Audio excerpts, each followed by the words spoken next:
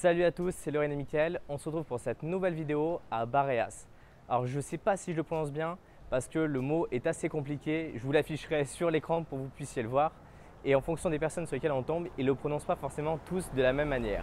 On est arrivé en avion à São Luís en milieu d'après-midi. Le problème c'est que São Luís est une ville qui craint vraiment. Donc on a pris un logement, on est allé direct et effectivement on n'était pas dans le centre mais même dans notre quartier ça craignait. On a pris un bus le lendemain matin, on a fait à peu près 5 heures de bus pour arriver jusqu'à l'endroit où on est. Et on va en profiter pour aller faire quelques excursions dans le parc Lensois parce que c'est vraiment la ville qui est collée à l'entrée du parc et qui nous permettra de découvrir ce magnifique endroit. Pensez tout de suite à liker et à vous abonner pour ne pas rater la suite de nos aventures.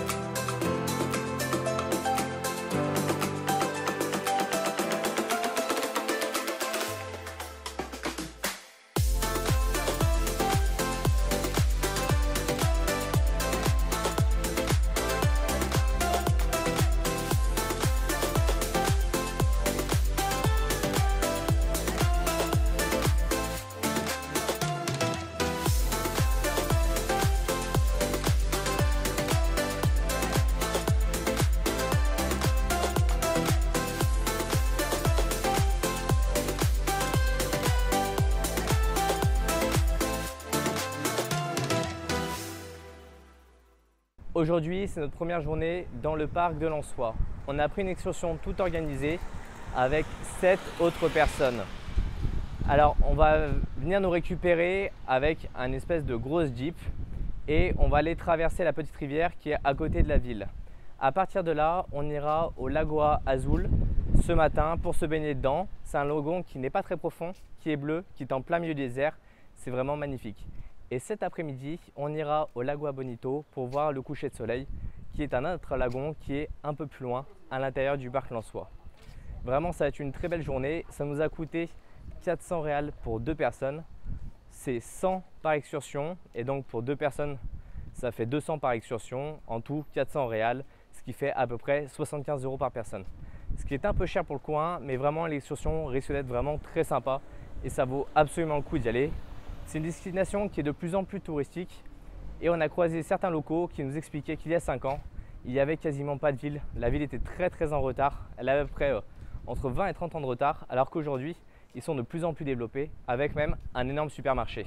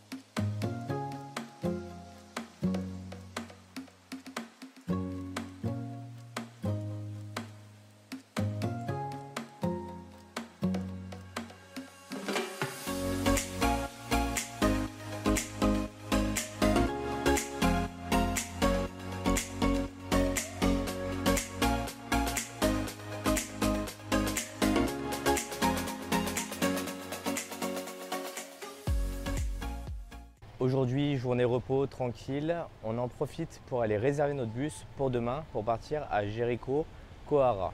Et c'est là on a eu une petite surprise parce que finalement aujourd'hui on est vendredi, demain on est samedi et le samedi il n'y a pas de bus. On va devoir prendre du coup un bus de nuit qui va prendre 8h30.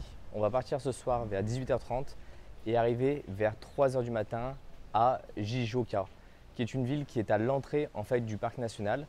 Et à partir de là, on devra prendre un 4x4 qu'on a réservé en avance qui nous emmènera à Jericho Kohara. Alors c'est une ville qui est assez difficile à prononcer, donc je ne suis pas sûr que je le fais bien correctement à chaque fois, mais bon, c'est comme ça.